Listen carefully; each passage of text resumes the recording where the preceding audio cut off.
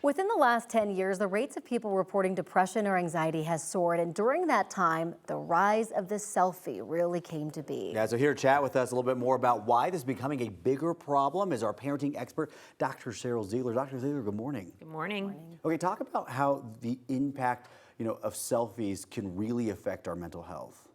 Yeah, I think it's important for people to step back and realize just how much kids are doing this.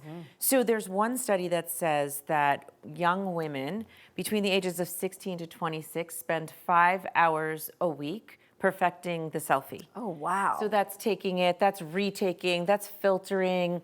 And so when you're doing that, you're staring at yourself. And then you're really looking at the imperfections and flaws, which are usually just self-perceived, and you can get pretty fixated on it because it's not just a one-off once in a while. When you're doing it at this kind of level, it can really impact your self-esteem, which is what we see as number one being impacted. What role does social media play in the obsession with selfies?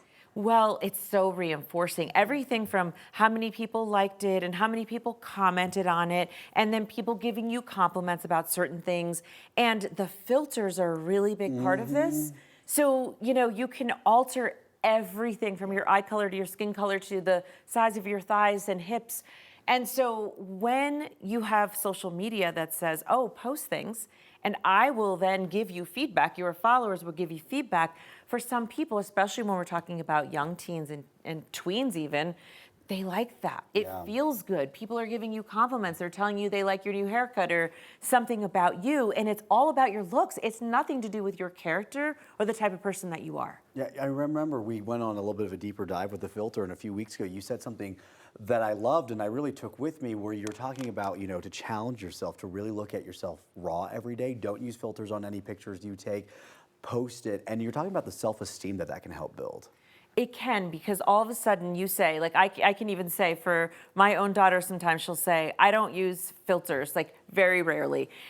Whether that's still true or not, I don't know. But I know that during the time when somebody doesn't use a filter, they feel like, look, I'm showing up authentic. Look, people still actually like me. And when you still keep getting the likes and the comments, and it is an unfiltered picture, it's you, there is something that in today's standard world feels different about that.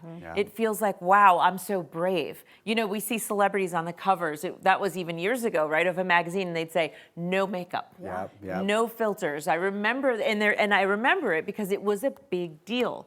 And it also highlights how much everything is filtered. Absolutely. And so, yeah, the contrast authenticity is really that thing we crave in today's world. This is such a huge problem with young people, teenagers. What can parents do to help out this problem with the teenagers? I think there's a couple of really key things that they can do. The first one is, I always say it, but limit that social media time. It's very easy, particularly in summer, to let those hours and hours build up. So that's one thing. But the other thing is, make sure, because we know that the selfie piece, there's even a slang term, selfie dysphoria, sort of like in place of body dysphoria.